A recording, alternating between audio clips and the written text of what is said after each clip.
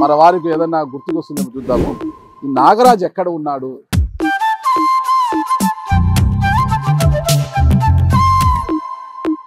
ప్రస్తుతం నేను అంబేద్కర్ కోనసీమ జిల్లా అమలాపురంలో నేను ఉన్నాను. అది కూడా ఎవరో కాదండోయ్, ఐతాబత్తుల జోగేశ్వర్ వెంకట బుచ్చి మహేశ్వరరావు గారు ఇంటి ముందు ఉన్నాను. 2 సార్లు ఎమ్మెల్యేగాను, ఒక్కసారి ఎంపీగా పనిచేసిన ఐతాబత్తుల జోగేశ్వర్ వెంకట బుచ్చి మహేశ్వరరావు గారి ఇల్లు చాలా సాధారణంగా ఉంది. చాలా సింపుల్ లైఫ్ కూడా గడుపుతున్నారు ఆయన. ఈ యొక్క మంచితనమే మీ కుమార్తెకు శ్రీరామ రక్షగా మారాలి. చంద్రబాబు నాయుడు గారు అభినందించాలి. ఇప్పుడున్న రాజకీయ పరిస్థితులకు మీరు ఫిట్ అవుతారని అనుకుంటున్నారా? ఒక తులసి మొక్కగా ఉన్నారు, కొంతవరకు గంజాయి వనం అయిపోయింది అంటున్నారు. మరి ఆ గంజాయి వనంలో తులసి మొక్కగానే ఎలా ఉంటారు మీరు? అసలు మంచి ఎప్పుడునండి కొంచెం లేట్ అవుతుంది. కాకపోతే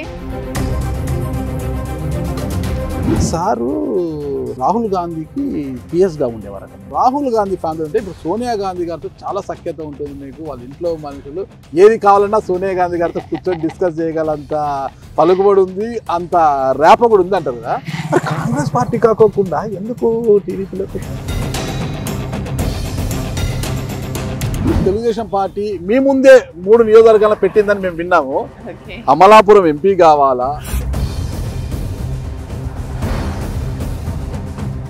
ఆయన నా కెపాసిటీ దేంట్లో మంచిగా యూటిలైజ్ చేసుకోగలుగుతుంది పార్టీ.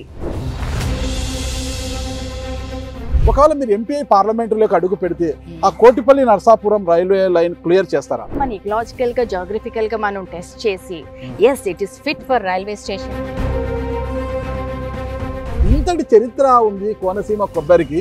మరి ఈ ప్రాంత కొబ్బరికి మాత్రము గిట్టుబాటు ధర లేక రైతులు చాలా ఇబ్బంది పడుతున్నారు. మీరు ప్రజాప్రతినిధి ఎంపీ ఆర్ ఎమ్మెల్యే అయితే ఏ విధంగా కృషి చేస్తారు? మన చుట్టూ వనరులు. మీలో నాకు మరో నిర్మలా సీతారామన్ గారు చూస్తున్నారు. Oh my god. ఈ ప్రాంతంలో మీరు కులాల మధ్య సామరస్యాన్ని పెంపొందించడానికి, అందరూ కలిసికట్టుగా ఉండడానికి మీరు ప్రజాప్రతినిధి అయిన తర్వాత ఎలాంటి కృషి చేస్తారు? సెన్సిటివ్ క్వశ్చన్ కూడానండి.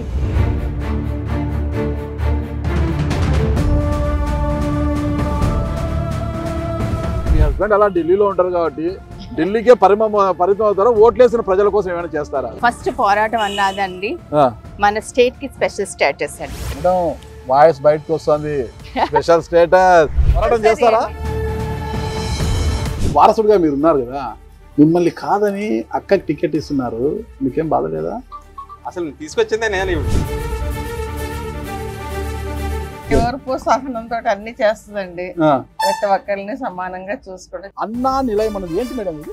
అన్న అంటే అండి అన్నగారండి, నందమూరి తారక రామారావు గారు. అన్నగారు అన్న అనేసి చాలా ప్రేమగా పిలుచుకుంటాము.